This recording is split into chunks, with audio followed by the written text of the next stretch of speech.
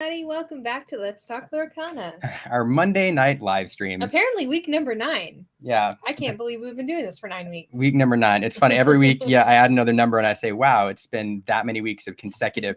We did take 1 week off. We did. For that little one. But I think that's a decent excuse. So really excited. We have a very exciting show tonight. We always say that, and every week I feel like we top it.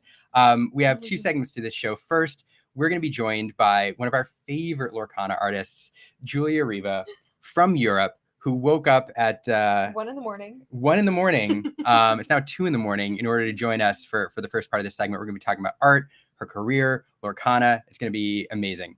For the second half of the show, we've got on competitive player Nicholas Rausch, who just finished first in the Lost Boys Invitational Qualifier. We'll tell you all about that tournament. And then we're asking him about his experience, his preparation, and then about his deck list, which did very, very well. So we've got some art and some casual, content on the front end, and then on the back end we're going to get into some competitive and some gameplay, and it's going to be a great 2-part segment, so we're very excited. As always, if you have any questions throughout the show, feel free to drop them in the chat, and we'll ask our guests. We'll throw them up on the screen. We're excited to hang out with you all live, so thanks for joining us. That's all I have to say. Hopefully we'll be sticking around, or this one and I will be sticking around. Let's see if we make it through an entire live stream this week. That is true. We'll see. But anyway, all right, starting out, really excited to welcome our guest for the first half of the show. Joining us from Italy, I believe right now, is Julia Riva. Hello. I only ask because you travel around a lot, Julia. You're always bouncing around Europe. I do. It's true. I'm in Italy have been for 24 hours. So very That's nice. Awesome. Where did you come from most recently? Ireland. Okay. Yeah. Awesome. I think we have somebody else. Yeah, we have one more before we get talking about your art, Julia, and Lorcana. We have one more guest to introduce who's going to help us co-host for this show. Coming in from the Hobbies and Happiness podcast / YouTube channel is Dan Campbell. Dan the man. What's up, everybody? How's it going? Hey. Can everybody hear me? Hello. You have such a radio voice, Dan. Like in your mouth. I have my mother says I have a face for radio. Well, you have the voice and the face match, I guess, in that case. Dan, Julia, Dan. Hello. How are you? Very good. How are you? Oh, it's Monday, so I'm terrible. We're really excited to talk about some stuff that Hobbies and Happiness is going on too, and we'll talk about that in the break between segments. But so Julia, first off, thank you so much for waking up at 1 in the morning. Thank you for inviting me, and I'm sorry if my eyes are very small. I see from the preview. They do not look very small. Yeah, no, that's great. So we've had the privilege of doing an interview with you, and we actually did another stream with you to kind of introduce your Lorcana work. But I have a feeling that not many people, may have seen that yet. So for a lot of people, this may be their first time meeting you. So we were, curious. We always ask, for everybody who is like a fan of your work, who's opening Lorcana packs and seeing your cards, how would you introduce yourself to fans? Oh, wow. I was ready last time. I'm not ready anymore. Hi. I am the one that made the weird wardrobe card. I don't know. No, I'm Julia. I'm an artist. I work in animation usually. And apparently now I work in trading card games. And I'm learning. So don't ask me anything about mana or numbers. Please don't. I don't know. Wardrobe is king, 100%. Yeah. And Disney, art and Disney. Yeah, that's amazing. So one disclaimer right up front, I will say, there obviously the work on Lorcana is ongoing. Hopefully you're still doing more work, and you obviously know things that hasn't been released yet. So if we ask any questions that get close to NDA stuff, just, obviously say, I can't answer that. Or just blink twice and we'll really quickly move on. But one question I asked, we had a really interesting conversation with Kendall Hale last week, and he talked about how the Lorcana team found him and that initial contact. We didn't ask you last time. How did you get involved in the project? Exactly in the same way he did, and I was really angry listening to the live stream because I was saying like, "That's my story. Like, don't steal it." It was exactly the same thing. I got a message on Instagram. I think I was on a call with friends, and my reaction was like, "Oh, there's someone trying to scam me. They have their own trading card game, and this happens quite often," as Kendall said. So I was like, "Yeah, sure. I'm sure you have a card game happening, and you will for sure not pay." But then they started talking about NDAs, and usually that's like an indicator of something professional. You automatically have gotten jumped up a level when you hear the words NDA. Like, okay, you're actually professional. All right, now we can actually have a conversation. Yes, exactly. And then I saw the NDA, and I had this call with one of the art directors. I was like, okay, no, this is way bigger than I expected it to be. So, yeah. I have a sneaking feeling that one of the most dreaded phrases for any artist to hear is, "Hey, so I have a trading card game, right?" I can only imagine you hear that and you're like, "Oh yeah, okay, all right, Yeah, sure you do. buddy." Sure you do. Yeah, and there is this new thing where usually they contact me to make art for it, and like, well, they will pay me once it's successful. And now there is this new message that is, "Hey, I am making a trading card game. How, like, can you put me in contact with Ravensburger?" I'm like, first of all, I don't think I have that contact myself. Like, but no, I'm sorry. But even if I did, no. No, as just kind stranger on Instagram, I don't think is. I would like to still happening. receive work from them. Yeah, you know how it is. Julia, how long have you been doing artwork? Have you been doing it like your entire life, for the most part? Basically, yes. Yeah. And doing fan work about Disney for my entire life. Like, I clearly remember being 6 and drawing a lot of Ariel. Really? And sounds like now it's my job, so I'm happy. Yeah. You do a lot of mermaids. Was there a particular, when they contacted you, you know, speaking of fan art, was there a particular piece that they referenced, or were they just like, yeah, we love your work? I don't think so. And actually, like, because I don't have much stuff with both character and background, when they asked me to do Lorcana card, I was terrified. So I don't think I can do it. I don't, like, I'll try with one, but don't have expectations. But it worked out. That's awesome. They still seem to be happy with me being there, so I'll take it. My chair's lights down. For everybody who's we're over here scrolling through Julia's Instagram page on the side while I've got mine open up right here as well. Julia, do you do a lot of your work digitally, or do you do any traditional methods like pen and paper, or anything that's not digital? I started with traditional because I didn't have a tablet and I didn't know how to use them. But throughout the years, like both with school and then work, I moved entirely to digital. So I do try to do some traditional sometimes, but I have definitely gotten too used to how easy it is to fix things in digital. Yeah. Wasn't it Kendall Hale who was talking about how he's obsessed with the undo button in Photoshop? I think he was last week. He was like, I love, pen and paper, but I also love the undo button. I have my undo button on the you've got pen, and I am doing with like a normal pencil and tapping it. Like, no, I don't like this line. That's when I used to have a Wacom tablet for photography work, I did the same thing. I had that pen, and I'm like, all right, undo is going to be this button, and then yeah. So now just with a regular pen, you're just tapping the pen, tapping on the side. Yep. Or if I draw with the iPad, I have like I think that's the default, the double top finger is the undo button, and I have double tapped on a piece of paper and trying to get back. So it's really bad. Technology is invasive. Don't use it. Yeah. No, I do feel like for artwork and artists in particular, like the advances that we've had in technology is just like, well, because like you were saying, like you you don't even like to necessarily go back to traditional methods anymore. It's just so much easier to do all of your work, digitally now, and like using applications like Photoshop. They just make it so much easy with, oh, you want to use watercolor. Well, you can look like you're using watercolor using this type of brush. It's really amazing. It's really, really cool. And then like looking at these pieces, it's amazing. Like there's another aerial. It's gorgeous. Yeah, I'm like, is everyone seeing this? These are so old. Yes. Yeah.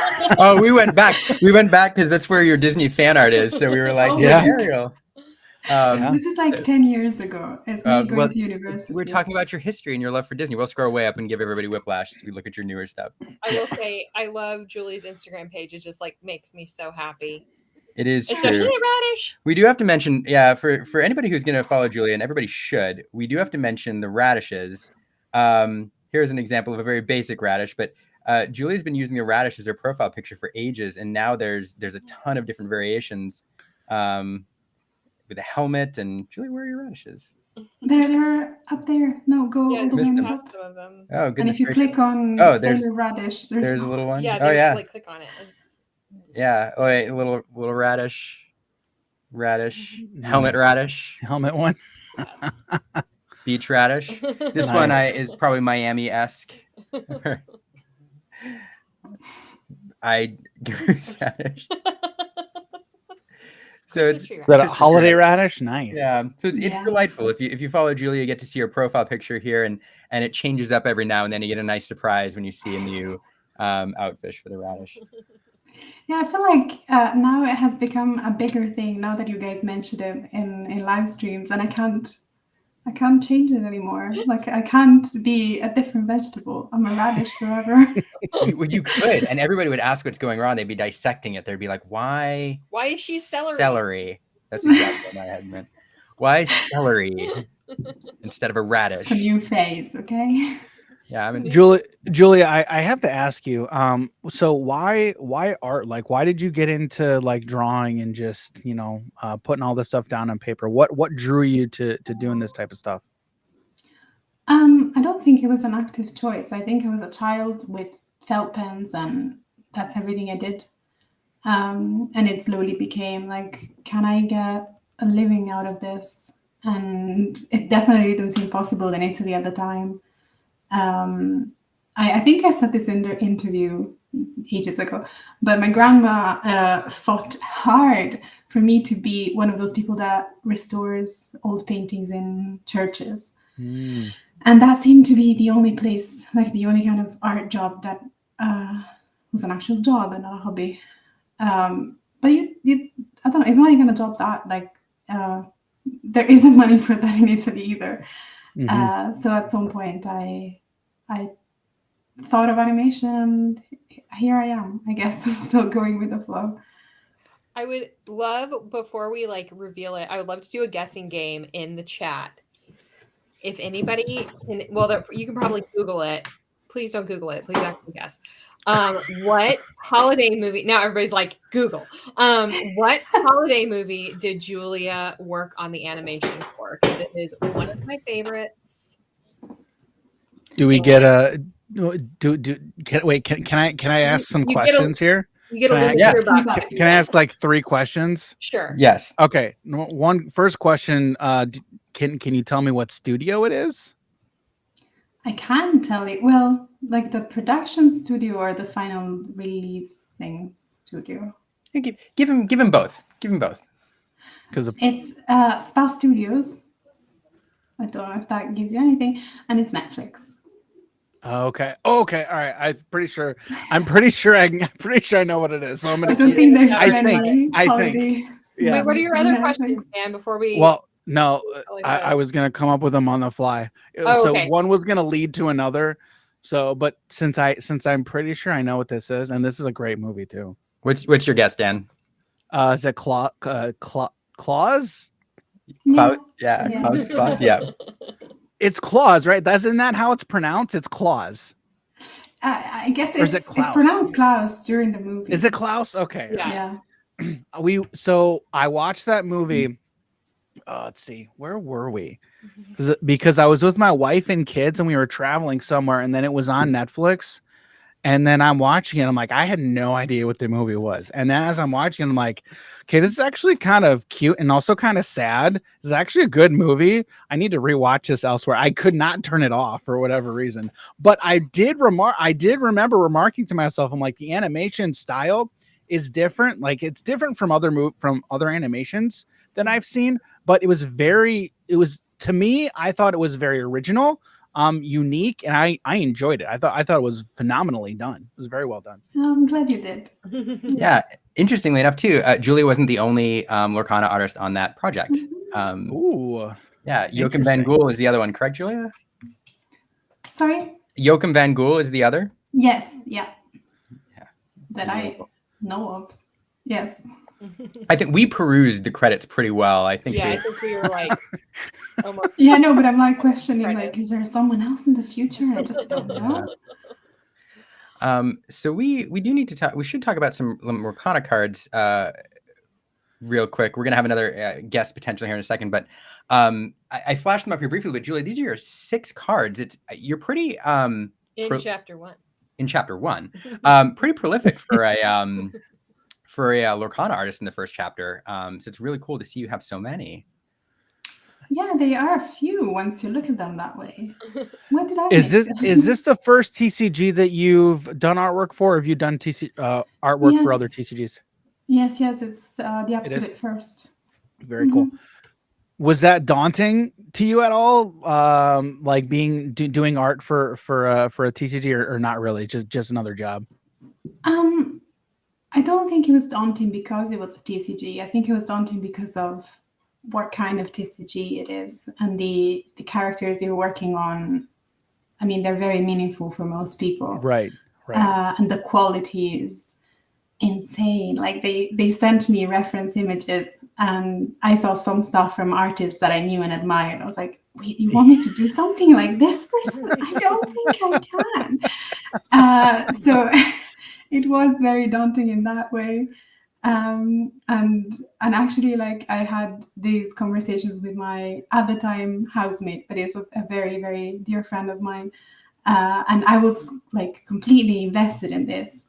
And every time I got a new card, I was like, I need to focus because this is going to be great. It's going to be big. And of course, she had no context for what it was. So she was like, I don't like, why are you working again in the evening? What are you doing again? Yeah, it was very daunting for me, but of course I couldn't talk about it with anybody, and they just thought I'd gone insane. Which, to be fair, is said about a lot of people when they go into any type of TCG. So, welcome to the club. Now, apologies if this was asked before I jumped on stream, but did you guys ask if you had a favorite Disney movie from when you were younger? We have not. Okay, well, there. I'm asking it then. Consider it asked, Dan. So you can turn off the live stream now and just play Kendall's one, because we have the same answer again. Oh my gosh. There were Fantasia and Hunchback. Oh my goodness. Very cool. So again, Kendall, my mortal enemy. I think we're competing for the same cards. Apparently. But I did see on your Instagram you did a Chernbog at one point. Yes. Fan art. So yes. Yeah, you're halfway there. Yeah, when I heard Kendall say that he wanted to work on that, I was like, you're gonna have to battle him. Maybe you can duel. Yeah, you can. We need a Dreamborn and then a Storyborn. That's true. Chernbog. Floodborn Chernabog. Yeah. Oh, that'd be interesting. Yeah. Okay, so I have a question, and it's kind of related to this question from Ciro.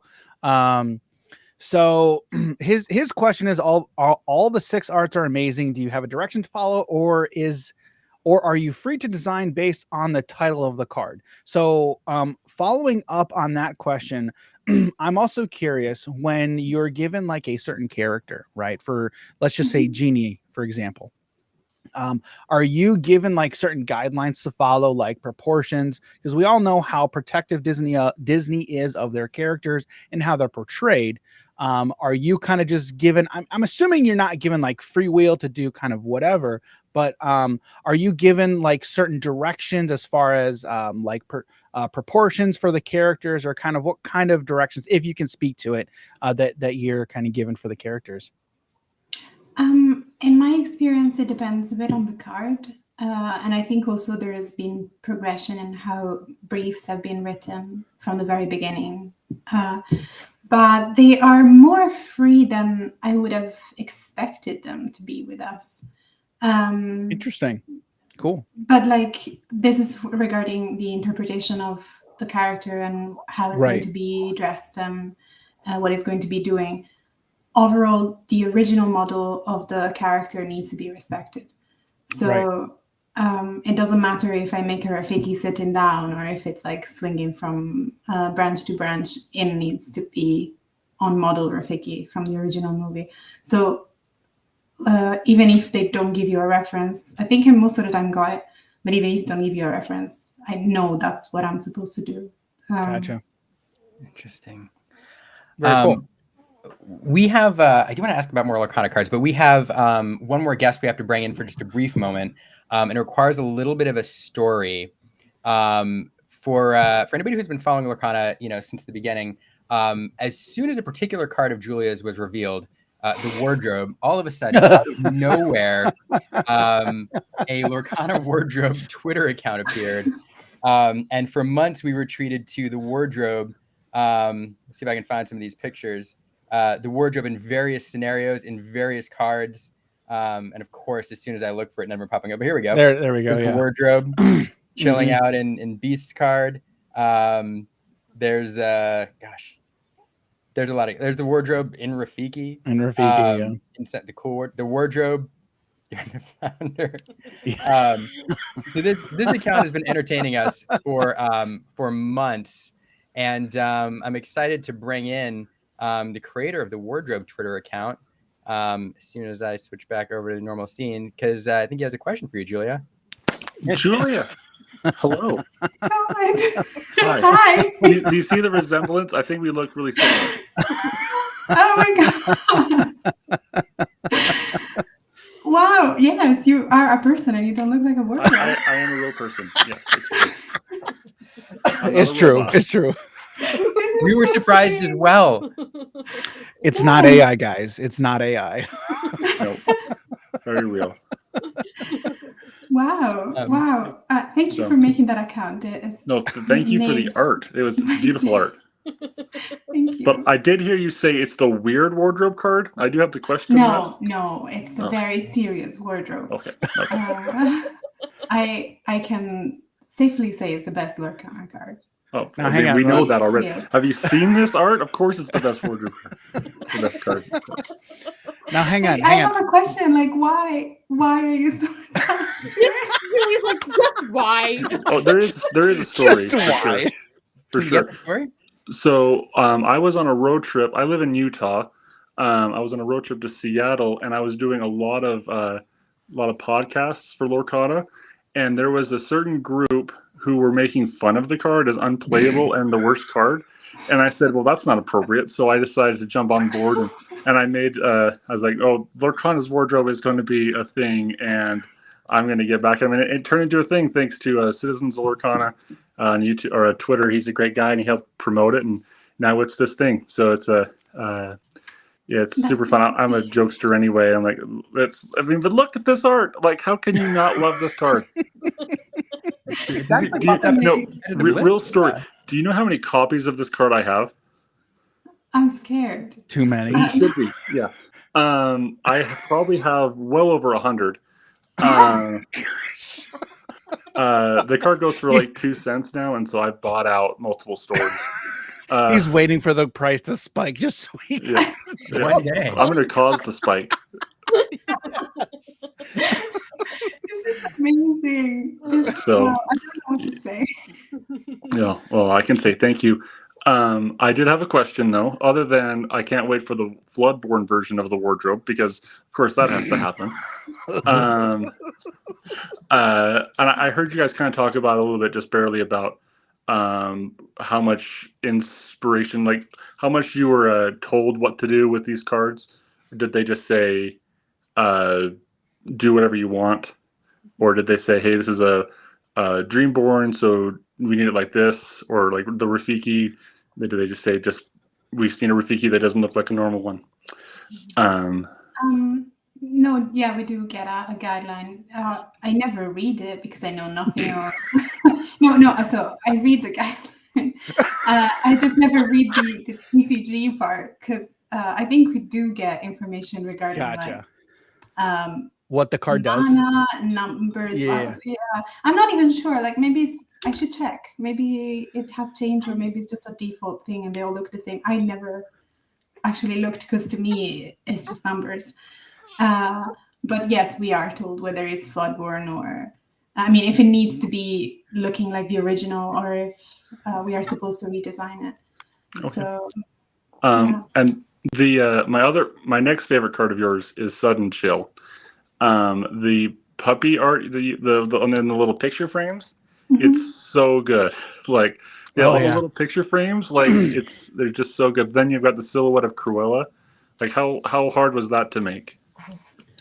Actually, like there was a bit of back and forth, but because I didn't know, like I knew what I wanted the vibe to be, but I didn't know how to achieve it. So there was a little bit of back and forth. And I ultimately really don't like the colors of this card. But it's out there now and I can't change it. So I'll get used to it. And a couple of people told me they really like it. So I guess it's just me not liking my child anymore. Well, the creator is always going to be the biggest critic. Is what I've always seen as well. That's very true.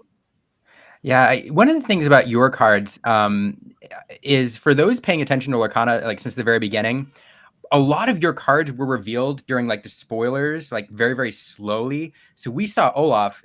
I've told you before, Olaf was the first card that we saw after the D23 cards, and the wardrobe came shortly after. And then Sudden Chill, I think, was in the early days too. There was this flood we got of like all the cards at the same time. And I don't know that like any of yours were there. So a lot of people have a really special attachment to your cards because we saw them very early and dissected them in ways that we didn't for some of the others. See, to me, that like I get the opposite feeling of like of course I knew mine already, but they came out so early that I get really excited when I see new ones from other artists that I haven't seen. So these to me are kind of like, the basic ones. We've been seeing this for ages. Give me something new. You get excited for them in ways that we don't, because you're like you're curious about the artwork, and we're just like we want to know what these cards do. Yeah. Oh my god! Like I saw people discussing like, oh, this card is very powerful. Oh, this one is not that good. Like I have no clue what you're talking about. Like they're all good. Don't listen to them. They're all good. It's funny. It's a good thing Jim's not here, okay? All right, because he would have words about Genie on the job, okay? All right, he should be here soon, but he's not here now, okay? So okay, are these good words or bad words? I know you've said that Genie is your least favorite. Is there a reason, or like if I look at it now, it's actually fine. But there was so much back and forth with the look of it, and I struggled so much with Genie being on model that by the end I was like, just get this thing out of my hands. Get it out there, yeah. Yeah, but it was entirely my fault. So. All good cards. I will say, it's funny, people talking about what cards are good and not. Like we had talked about it for months leading up to the game's release, and we were all wrong. We didn't know. Even Wardrobe is seeing play in competitive decks now. I saw it in some like top 8 lists this weekend. So yeah. If I can speak to it, I have a local tournament about 24 people, and I went undefeated in 3 rounds of best of 3, and I have 2 Wardrobes in the deck. It's such a versatile card early on that I know people like to make fun of it, but it's such a good card. Plus, it's got the inkable symbol, so later on in the game you can still ink the card. It's a lot better than people think. It's that 4 in the willpower line. See, I didn't get a word, but I believe you. Julia, do you Trust know me. how to play Lorcana? No, absolutely not. I was invited to look at a tournament happening in a local store, and the guys were actually super nice and were trying to show me what it was that they were doing, and they like shot a couple of numbers and actions to me. I was like, great move. I don't know what you're doing. Excellent. Playing the cards. Yes. I have another fun question. It's kind of random, but Julia, so we were talking before in the green room, and you reminded us that you are by trade typically a background artist. It's what you've done for a lot of your career, and came up because Aaron and I were looking at your Instagram again, and we pointed out that you have some incredible backgrounds and scenes that you've done in there. Some of these are very recent. So my question is similar, in the vein of like favorite Disney movie, etc. If locations become a thing in Lorcana, and you had the chance to paint any location from any movie, what would you pick? No, I need time. I need to study to answer this because I'm thinking about my favorite movies. But I was just going to ask, it's got to be from one of your favorites. Yeah, but then what if there's some location that I'm overlooking? I don't know. I mean, what about Notre Dame? Like, yeah, the see, castle. but that looks like a painting. Yes. I love it. I'm sorry, but like, I mean, just look at the castle. It was a total pain to build, like, right? Yeah, like it took them a bit to get out. Yeah. And do I really want to put light on each and every of the statues? Let's see. Let's. I don't know. I love that answer. Yeah. No. I mean, I would actually I think especially in the final scene when there's fire all around it, like it must be a pain to paint, but then it's so atmospheric that it would be really nice to at least try. But I'm sure there is some location that I'm entirely not. Oh, yeah. Okay. So I would really, really like to do something for Sleeping Beauty, because that has its own style and it does. It's such a standalone style it has. But I don't know. There's probably so many. There's so many different color palettes in that movie as well. Yes. Yeah. And they're very good. You could do there's a movie, I think you may have heard of it. It's called Beauty and the Beast. It's a really cool movie. Some great characters, aren't there? There's some really cool characters in there. Isn't there a point in that movie where these guys were ravaging the castle and then they took an axe to the wardrobe? Didn't that happen at some point? I could have sworn it happened. I think the wardrobe is back. The wardrobe does. The wardrobe, that's probably one of my favorite scenes in that movie, with the wardrobe fighting back. Opens it up, brings the guy in, and then he runs away. I don't know. I dream of an entire set of Lorcana set inside the wardrobe, kind of like Lion, Witch, and the Wardrobe. Like Lion, the Witch, and the Wardrobe, yeah. I know, right? The Lion, the Witch, and the Wardrobe. The Wardrobe. Okay. Well, I have to take off, guys. I have to get back to work. But it was great to meet you. Same. And hopefully, I was hoping to come up to Miami, but my work's probably not going to let me make it out there. But we will see each other soon. So. We might be able to get you a signed card. Oh, that'd be awesome. That would be awesome. Thanks for joining us. Hey, thank you so much. Take care. We couldn't not do that connection here.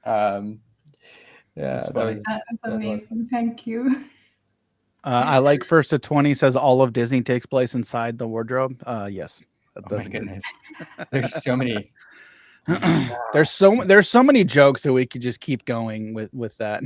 I know, true. Right? Wardrobe basically 100 years of history, and they're all on the wardrobe. I do Oh, think- okay. Well, hang on. I have to ask you. So when they asked you to paint to illustrate the wardrobe, like honestly, like what was your first reaction? Like, are you serious? Like, you really like the Yes. wardrobe?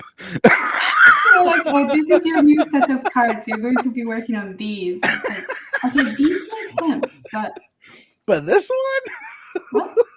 that's good. Especially like out of all the characters you have in the first set, you decided that someone very deserving was this wardrobe. Okay, I think sure. that was a lot of folks' reaction when they saw the card. Like, really, this character? That's the one you're going to give us? All right. Probably the first like B character that we saw, I think. Was it? We're really going to go with a B character for the wardrobe. Like we're going with a B. Yeah, I don't not know. a- That sounds a bit offensive to me. Not a but- C. I don't know. Well, I mean, so in defense, Ari Welly's first card was the Dingle Hopper. So, you know. I feel like the Dingle Hopper is way more famous than the wardrobe. I don't think anybody remembers. I think. Well, the hang on. wardrobe. Wait a second. I think if you were to ask anybody, and then you were just to say the wardrobe, the first thing that comes to their mind is not going to be Beauty and the Beast. I mean, let's be honest. No, exactly. Like I've had people The Lion, the Witch, from and- Lorcana telling me like, "Oh, which characters did you work on?" And I have to say Olaf or Rafiki, but every time I say the wardrobe, like, which wardrobe? Like, what, That's a deep where's cut. that? Like, I think yeah, you have the wrong movie franchise there. Oh man, this time has gone so quickly. In a few minutes we're gonna have to bring in Nick, or we get to bring in Nick. We're excited to bring in Nick to talk about his tournament finish. So get ready to wrap here in a minute, and Julia, let you get to sleep. But first, so you're gonna be in Miami in October. First trip to the U.S. Yes. Oh wow.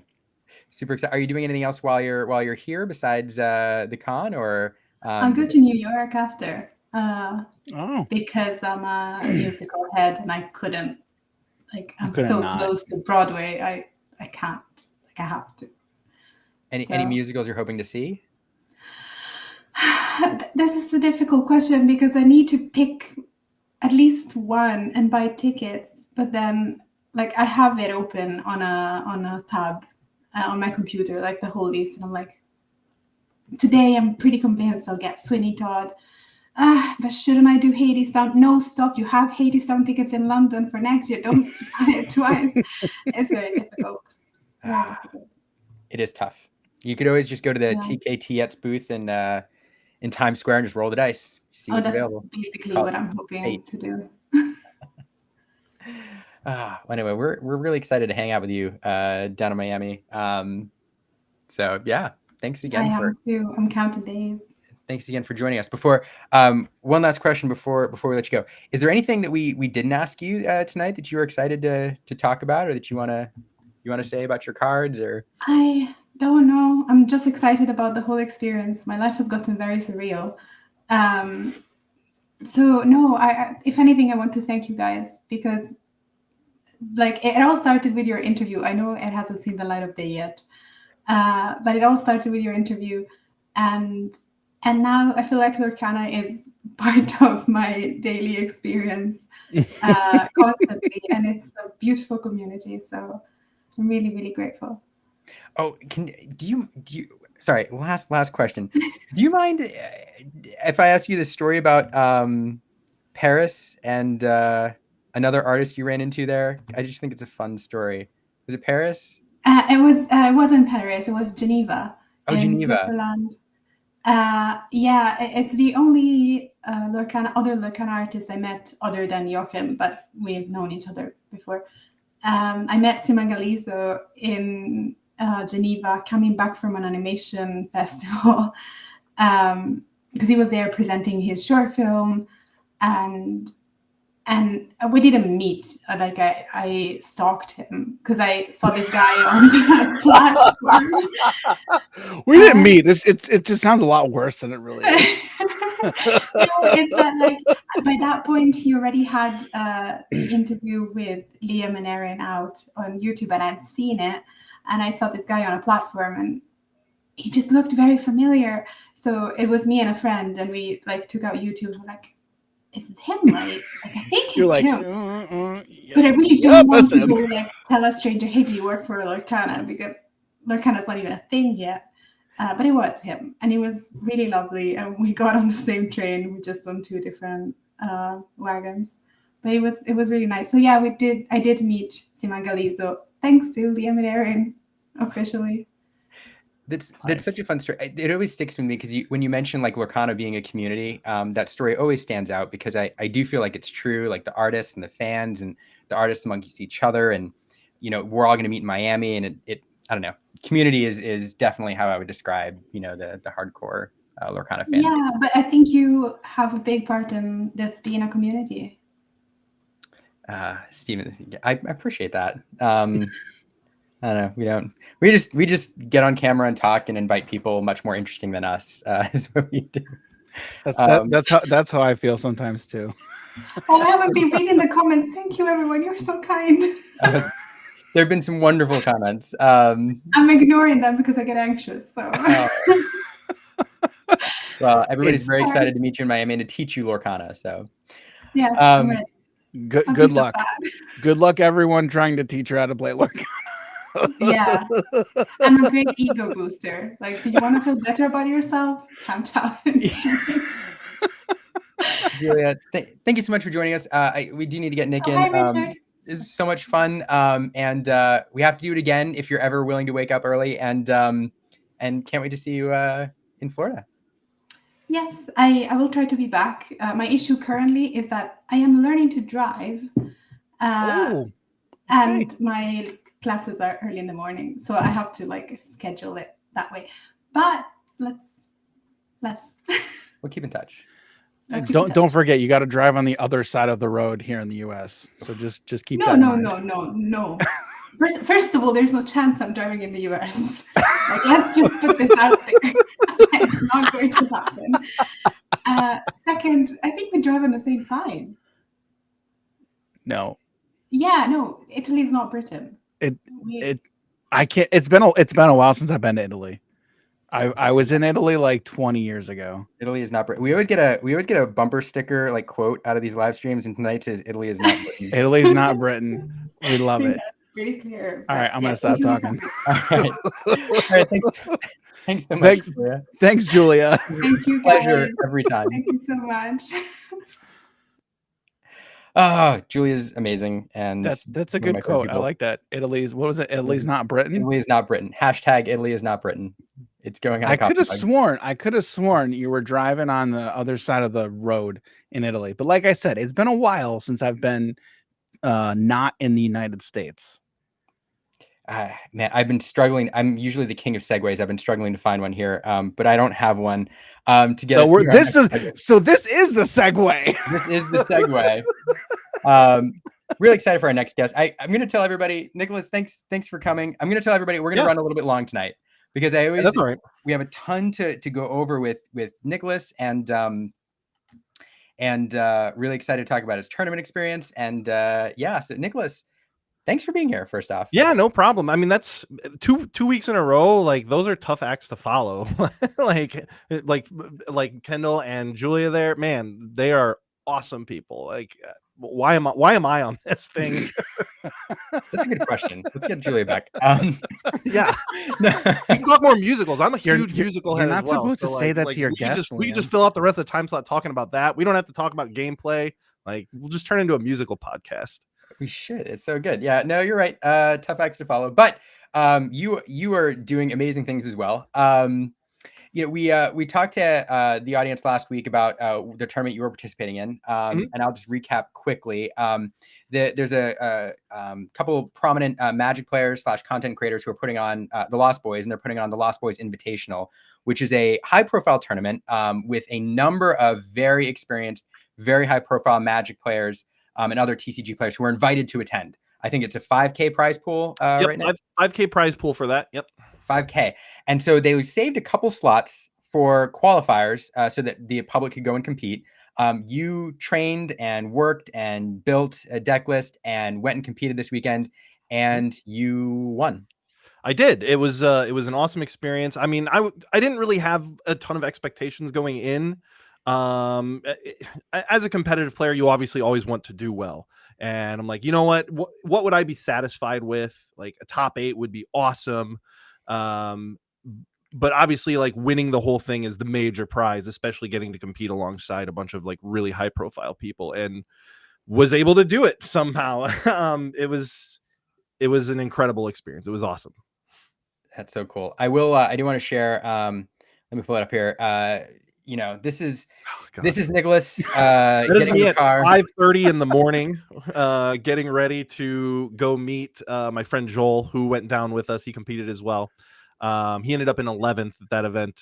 So this was me in my van at the wee hours of the morning, getting ready to go down. Yep. And what was the drive like? How far away was the tournament from where you were at? About 4 hours. About 4-hour drive. Yeah.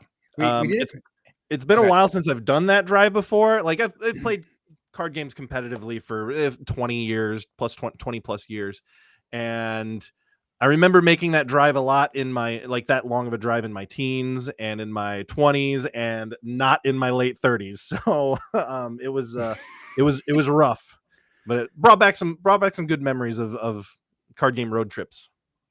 And it was worth it, because we'll fast forward a little bit. This is end of the day, still dark. But yeah, it was dark when we got there, or dark when we left in the morning, and then dark when we left at night. It was about 8:30 or something like that PM when we left. So the sun was definitely down. If it looks like the same picture because it's dark in the background through the windows, that's why. That's right. A little hungrier, a little tireder, but a little richer too. Yep, but $500 richer, and a lot of smiles and a lot of adrenaline pumping through my system at that time. I believe. So I know a lot of people here, we do have some questions about the tournament. We'll get to in a minute, but I do want to post up your deck list here, because I know a lot of people are going to have questions about what you ended up building and running. I know this was the result of a lot of testing and work. What'd you end up playing? So I ended up playing Amber Steel. There's been a lot of builds of Amber Steel, right? So there's if you can remember all the way back to the PPG's Denver event and the deck that won that was playing Lanterns. They overloaded on 1-drops to play Goons and Simba, and we're much more of this kind of combo chain deck with Rockstar Stitch, much more aggressive. And in the later weeks, or more recent weeks, we've seen Amber Steel kind of morph into more of a mid-range deck, not being so aggressive, kind of eschewing the Rockstar Stitch plan and playing more things like Surfer Stitch or Han, sometimes Moana, sometimes dropping Ariel or changing up your songs, not being a whole new world deck. And I didn't like either of those two extremes, because it felt like you were giving up certain matchups, right? If you are super, super aggressive, you've got a great Ruby Amethyst matchup, right? But you're going to fall prey to other steel decks, other decks that are more controlling, other mid-range decks that are trying to take advantage of beating you. And if you go the opposite direction, where your deck's a little bit slower, a little bit clunkier, not quite as aggressive, you are going to lose to the Ruby Amethyst decks. And I didn't want to give up any of those matchups. So this deck right here, and I've got to give a lot of credit to the team for working on it. I got to give a bunch of credit to people in the Lorcana HQ Discord. There's a lot of talk about this style of deck in there. And what this deck tends to do is, let me back up a little bit. Once you understand how certain matchups play out, and once you understand what strategies and what cards are important in certain matchups, you can actually play both of those game plans with the same deck. So having the 12 1-drops, 12 2-drops suite is very good against certain matchups, as well as the Stitch and Whole New World plan, but also having this bigger top end with Rapunzel and Big Tinkerbell, higher toughness cards like Captain Hook, makes you much better against the other half of the decks you want to play. And so I valued the flexibility of this version versus the extremes of the other two Amber Steel decks. Interesting. Are there 11 Sorry, just No, go 11 ahead. total. 11 total uninkables. Is that it? 15 uninkables in this 15. version. 15, It's a okay. little bit greedy. You see 4 Lilos constantly. You see the 4 grab your swords. I'm playing 2 fire the cannons and 3 a whole new worlds plus the 2 captain hooks with this. It's a little bit greedy on the uninkables, but when you have so much raw card advantage from Rapunzel's and from whole new world, you can get away with that. Also, it's not like a lot of people are like, well, these uninkables are dead, right? Like Lilo is really good in some matchups and just absolutely terrible in others. Same thing with whole new world.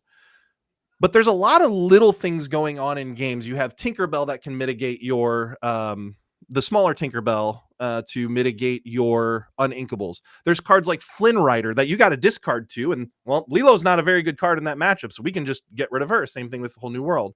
There's cards like You Have Forgotten Me, forcing you to discard. So having these uninkables in your hand might seem like a liability, but there are a lot of outlets to them to where it's not nearly as bad as you might think. Interesting. Okay. Interesting. Yeah. So go ahead. So one of the first things that I noticed was the 5-drop Captain Hook. Mm-hmm. Very interesting. Why'd you decide to go with that Captain Hook? So against other steel decks, which is easily this deck's hardest matchup, it's not completely unwinnable. But you have a lot of dead cards against other steels. You don't want to value your low cards. You don't want to value your low toughness or your low willpower characters. Just because you're just going to give them up to your opponent's big Tinkerbells. So you need things that have higher willpower against other steel decks. And I felt Captain Hook there were basically 2 options there. And I went with Captain Hook this time around. You can shift it early to be able to sing Grab Your Swords or Whole New World, which is very, very good in some matchups. Against other mostly amber aggressive decks, where you can shift it early and they can't challenge it back. So it allows you to kind of either challenge their characters, get them off the board, and then not have to worry about it dying on a crackback. Or you can just quest without any fear of anything coming into it. You don't have to worry about Rafikis. You don't have to worry about anything like double teaming it to try and bring it down. And for those reasons, I really, really liked Hook. Now in the tournament, Hook didn't play out nearly as well because I didn't see those matchups. I do think the card is good. It's definitely a flex slot because there are matchups where it's not great. And I only played against 1 steel deck in the event, and I didn't play against any amber decks in the event. So like those are the 2 decks that Hook shines against, and I didn't see either of them. Now I'm not saying cut Hook, but you could if you wanted to. It is uninkable. There are downsides to it, but I think it's a flex slot and a pretty good one at that. Interesting. So I love the build. Love what you've shared. I do have to ask. I've seen like 4 people comment about your semifinal match. I feel so bad because people are saying, "Oh, the semifinals were a pleasure to watch." Like right there. I played terrible in the semifinals. I went back and rewatched the coverage. I felt I played the worst Lorcana I've ever played in that match. I was questing when I shouldn't, not challenging when I shouldn't, doing nothing when I shouldn't. It was abysmal. And I think that was mostly due to like fatigue throughout the day, as well as knowing that is a very, very good matchup. I'm kind of got a little complacent in it and just did not play nearly as tight as what I needed to. Luckily, things worked out in the end. My deck definitely bailed me out. But I did not play the semifinals very well at all. And what was that matchup against? That was against Emerald Amethyst. Okay. Emerald Amethyst. Oh, Emerald Amethyst is the best deck right now. It's good. I would definitely have it in my top 3. It's my favorite. If you pilot it right. No, that's super interesting. I have to pick your brain later on that. Or actually, I'll watch that matchup first, and then watch you play terribly, and then I'll pick your brain afterwards. Okay. So one of the things we talked about last week, and one of the biggest reasons we had you on, even though you weren't ready to share like your deck list or anything yet, is kind of giving some of our viewers advice on how to prepare for big competitive events like this. Yeah. And so we talked a bit about that. After this weekend, having gone through all the prep and everything else, you know, we'll revisit one of the questions from last week. You know, what advice would you give to players who are preparing for maybe their first big competitive event? It may be something you mentioned last time, or it may be something that you were reminded of while you were playing this week that kind of jogged your memory about, you know, maybe something you forgot. But what kind of advice would you give people who are getting ready to play in a tournament? Sure. So I'll give two answers. One's kind of a macro answer, and then one's a little bit more specific when you start getting into like building decks and tuning decks for a certain metagame, right? So one, metagame plays a pretty big factor. You want to know what decks you're going up against, and you just want to jam games against them. Whether you are playing decks that are in the meta, looking to kind of tweak them for your own personal preferences or for that meta game. You just want to play tons and tons and tons of games, whether it's on Pixelborn, whether it's on other digital ways to play the game, whether it is in person. Just get reps in, because the more you get reps in, the more familiar you are with decks, the more familiar you are with certain matchups, play patterns. You'll start recognizing patterns in certain matchups, and it'll just become second nature. You won't have to do nearly as much thinking on the spot, and that shaves off tons of mental fatigue. Now, the more specific answer, if someone is looking to kind of level up their game for, you know, I want to break into competitive, I want to start playing games competitively, and I want to know how I can do that. I think it was Brad Nelson who I had heard this from. It was in some random interview, maybe it was on Twitter, but who's a very prolific Magic player. And it's so applicable in many, many games, and it stuck with me, and it's helped me out and leveled up my game immeasurably. Games play out. When a game is played out, decks have a certain script. Decks have a certain sequence of plays that they always want to make. You know that a deck wants to do this on turn 1, they want to do X on turn 2, Y on turn 3, so on and so forth, for at least the first 4 or 5 turns, right? When you know that script and you can follow that script, and you got that script down, not only for your own deck, but mainly your opponent's script or a certain matchup script, when you understand that, two things. One is when your opponent deviates from that script and they start thinking about things, you know what they're thinking about. You know what's going through their head. Something either went wrong, or their hand is sculpted, or their hand is in such a different way that they're not following the best script. Why is that? You can know immediately why they're not doing that, or can start to deduct reasons why they're not doing that.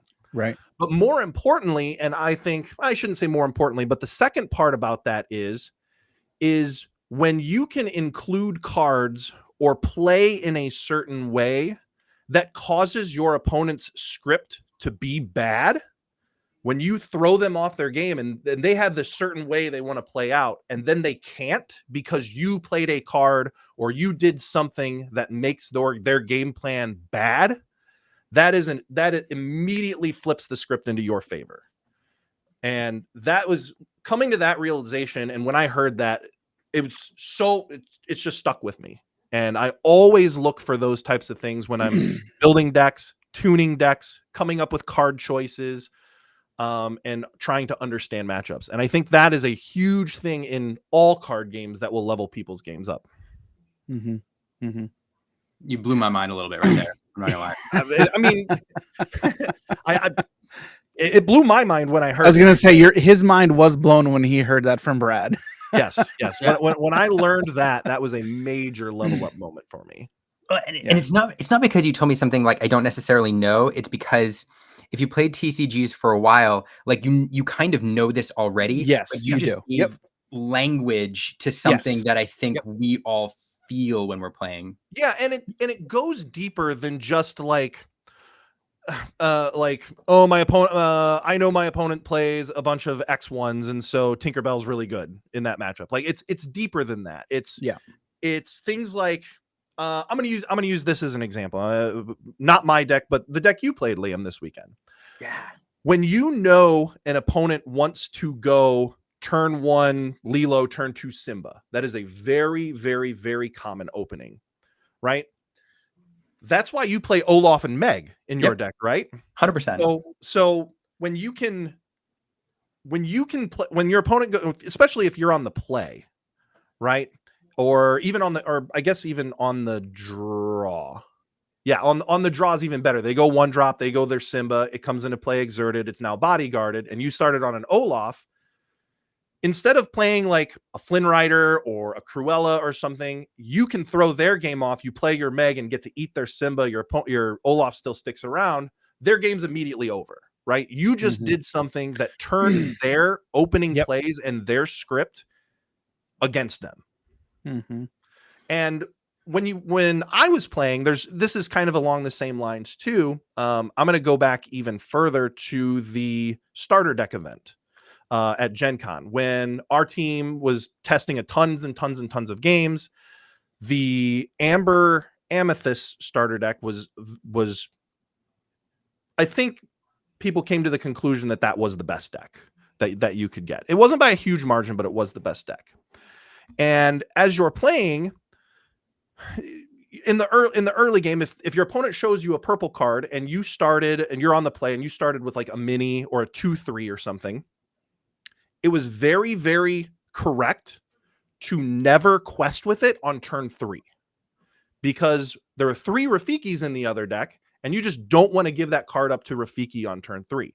So now what you've done is not only have you protected your card, you're now forcing worse inking decisions for your opponent, because they're expecting to play that 3-drop on turn 3, but it's no longer good.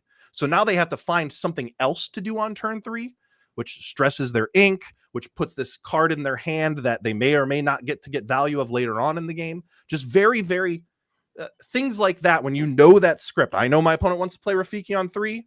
I'm not going to play on it. We're going to make that script bad against them, or going to turn their script to be a poor play instead of a good one. I love it. I love it. And that's seriously, that's so many times where when we're playing card games, like, you're doing those things, but you're not thinking about that's actually what you're doing. Yeah. Like I like putting that language to it, and it's just like you both said, so many of these moments right now. Yeah, I'm gonna go back and think my whole weekend. We did have a question from the chat. Somebody asked, when you're deck building, preparing, do you start with physical cards to kind of eyeball it, or are you on Dreamborn tinkering digitally with it? Yeah, I'm usually on Lorcana or Dreamborn building decks there. I do have all cards at disposal for me, so I could build them in paper, but generally we're coming up with lists first, posting them in our Discord, talking about them, saying, what do you think of this? What do you think of these card choices? And then once we kind of get that groundwork laid for like a theoretical playtesting, I guess, if you want to call it, once you lay that groundwork of we're going to start with these cards for these reasons, that's when you start getting into playing actual games with them and start refining the list, figuring out what worked, what didn't, how are certain matchups, all that sort of stuff. That's awesome. Piggybacking off of your initial question, Liam, I think if you want to level up your gameplay, number one, like, if you have the opportunity to be a part of a team, just get a group together, test, play regularly. And then the other thing, like, even if you don't have access to that, that's okay. You can be online. If you can be online, if you can record games, that's a great thing about digital. You can record all that stuff, and then you don't just record it, but then you go back and rewatch it. And then you analyze what happened, play it, rewatch it, and then be like, okay, why did I make this decision here? Why is this the correct decision? Or why was that the incorrect decision? Because it's step one is making the decision, but then you got to go back and learn from it. And that's what recording it and rewatching it does. And that helps tremendously. It's a great point. I do want to offer something, and this is a thought, and I'm interested if you two agree with me. I am aware that a lot of our audience are casual players who are kitchen table players, league players who maybe are not competitive, and sometimes I think we make these tournaments when we talk about the prep and get a team and a deck build and testing and all that. We do make it out to be more of a mountain where people think if they don't do all these things ahead of time, they're not going to be successful. And my two responses to that are, one, you still can be successful if you think things through and you're talented. But then two, if you're not successful, that's okay. You finding a team and learning how to play and learning how to think this way, like playing in your first competitive event is sometimes the first step. And that's how you meet people, and that's how you learn, and that's how you get better. And then all these things come later. And really all a team is just people that you like, right? It's people that you have like-minded interests. Yep. You have similar goals about what you want to do. You're friends, right? You're just talking about something that you love with other people who have the same thing. That's all a team is. It doesn't have to be the best players in the world. It doesn't have to be the top players in your in your local area, although that does help. But you're just finding people to talk with and play with can be a team. And then find out what your own goals are. Like your personal goal could just be like, just like you just said, I want to hang out with my friends and play card games and get a community together. Cause like that's one of the biggest things about TCGs in general is just getting a community together, sitting around a table, playing these games. I mean, look, in all honesty, Jim likes going to tournaments, not to play, just to hang out with everybody. He's the one who's like, we were at a tournament, a Magic Modern tournament not that long ago. And he's like, I'll go, but I'm not going to play. And he didn't play. He just got up and he walked around just watching all the matches, seeing how all the friends were doing. How'd you do? Hey, in this decision, here's what I would have done. And he loves just hanging out. Like that's a win for him. And I had a win for me too. I had the opportunity to do that once for a Magic tournament. I played the World of Warcraft game very, very competitively. And wow. After that game had we can say died. After that game had ended its run, there was a Magic tournament that was relatively close that a bunch of World of Warcraft players were going to from different areas. And I didn't want to play or didn't feel like playing, but I still got to hang out in the hotel room with them and talk with them and cheer them on and bird their matches. And it's still an awesome experience. An awesome experience. Yep. That's fantastic. That's how you build community. Thanks, Stephen, for being the only one who caught my dad joke mid-sentence there. Appreciate that. And for giving me the license now that I have a 1-month-old. A little wow pun in there. So we're gonna wrap up here, very shortly. I'm gonna ask, first, Dan, do you have any last questions for Nick? Oh, putting me on the spot with any last questions. The one question I'm not aware of what the deck, the metagame looked like for the tournament. How prevalent was Ruby Amethyst? It was pretty prevalent. There were 4 copies, maybe 3, but I think there were 4 copies in the top 8, and I played against the matchup 3 different times. Okay, 3 different times. How well does your deck? I mean, clearly very well since you won. Sure, but how does it stack up, particularly against that matchup?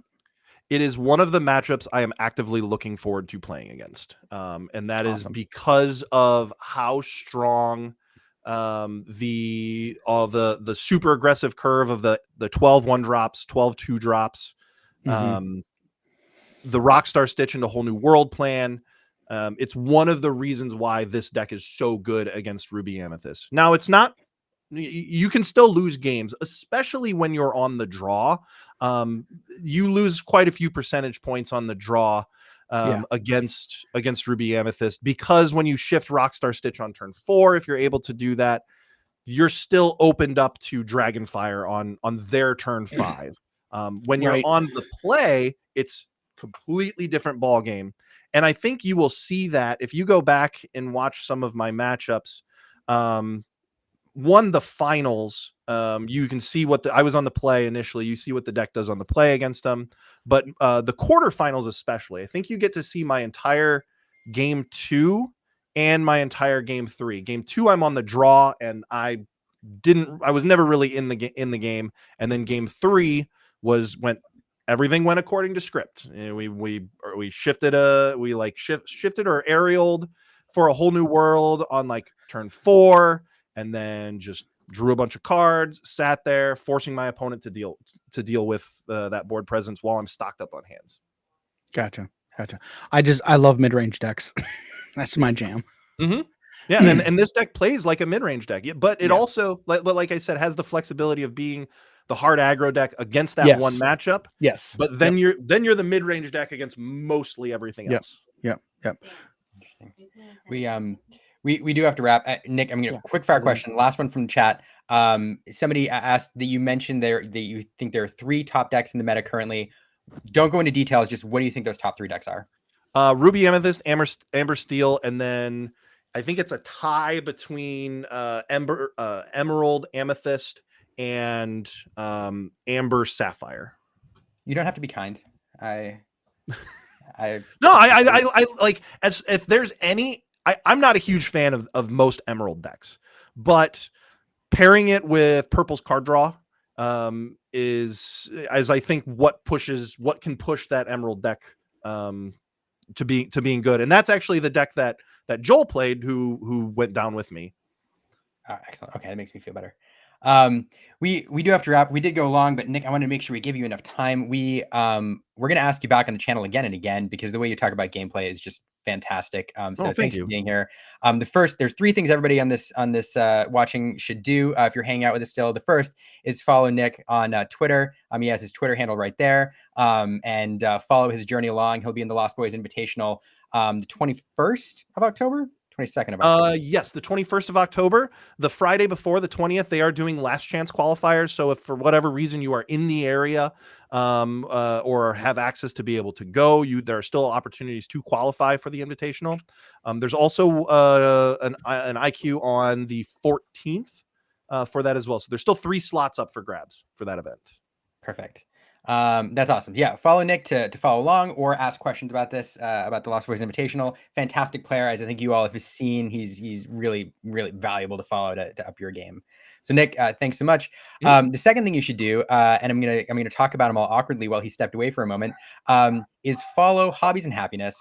Hobbies and Happiness is a channel that focuses not only on Lorcana, as you can see on the top video there, but also all sorts of other games. They have a podcast. They always have fantastic guests.